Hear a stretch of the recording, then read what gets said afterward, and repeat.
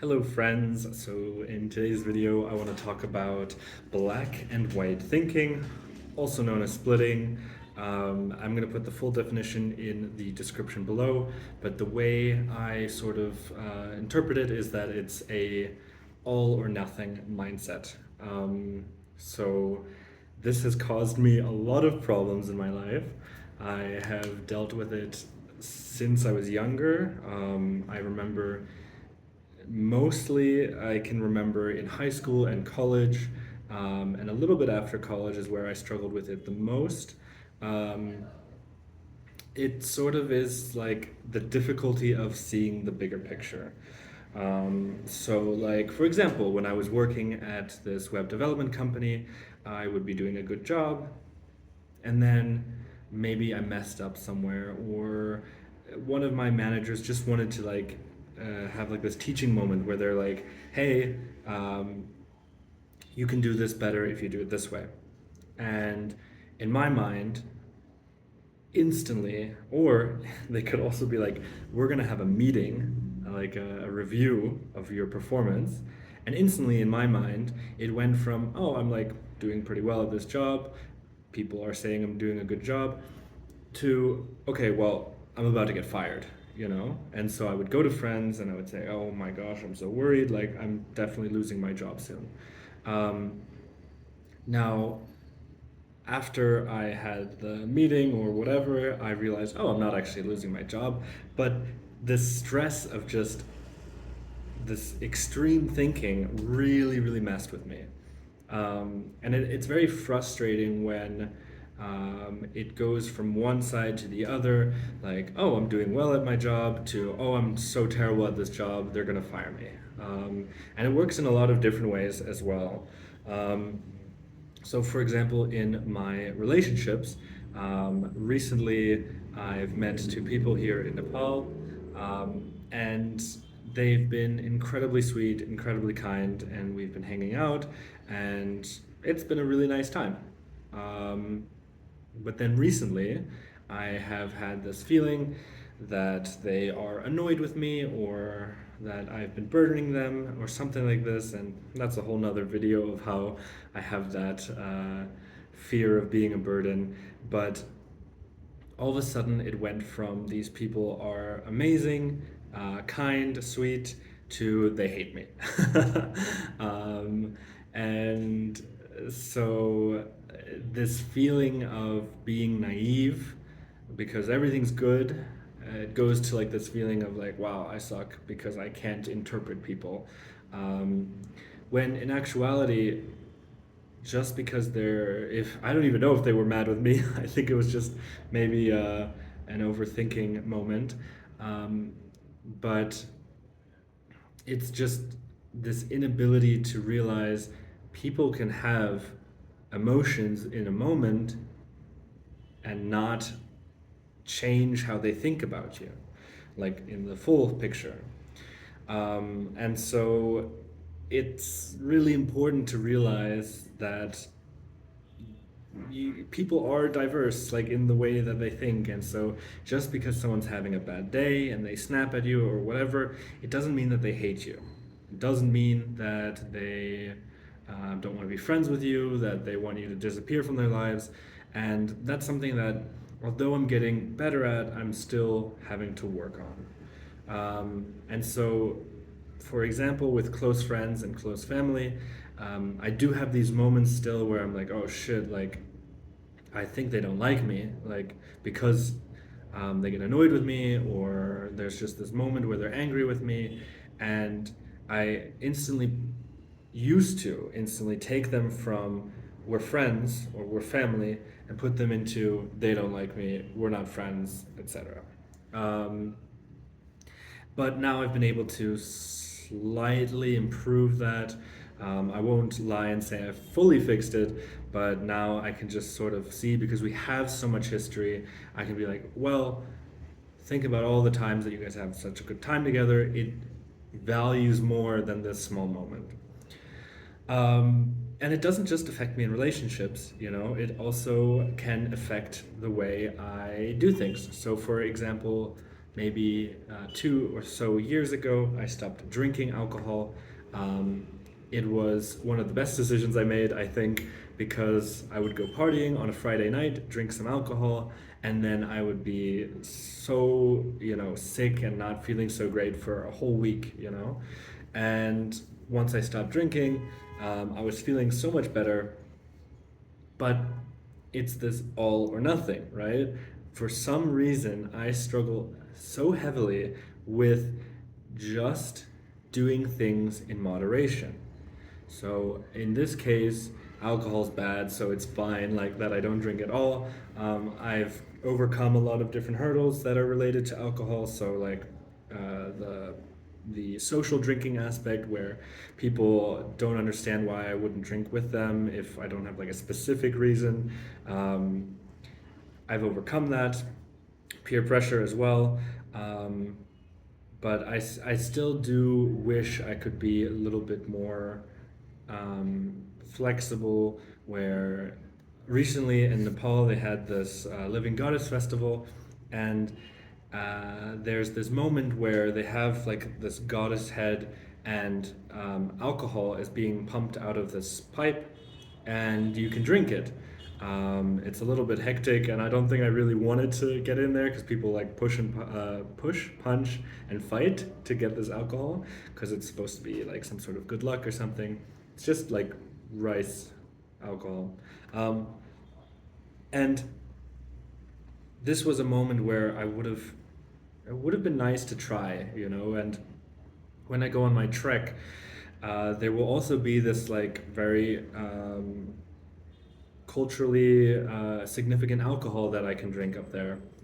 But for some reason, I just feel so opposed to it. And this kind of leads me into the next thing, which is my diet. Um, when I'm very, very heavily addicted, I think, to sugar and caffeine. Um, Caffeine, I have a little bit of a different like view on how I'm gonna do that, but sugar is such a problem for me, because I struggle to do things in moderation. Now, I don't know if anyone has heard of this term before, but I think most people who have tried to do weight loss in extreme ways know about the binge and restrict cycle. And so I will say at some point, I don't eat sugar because that's what helped me with alcohol. But sugar is in so many things, and so it's a little bit more vague on like what is considered sugar. And so sometimes for me that's just snacks, sometimes that's like all sugar. And so I think when I was in high school, I did a no sugar uh, thing for 30 days where I was very diligent. I stopped eating like most breads because they have sugar in it in the US. I was making my own granola or something like this, and it was mostly just like no added sugar, I think.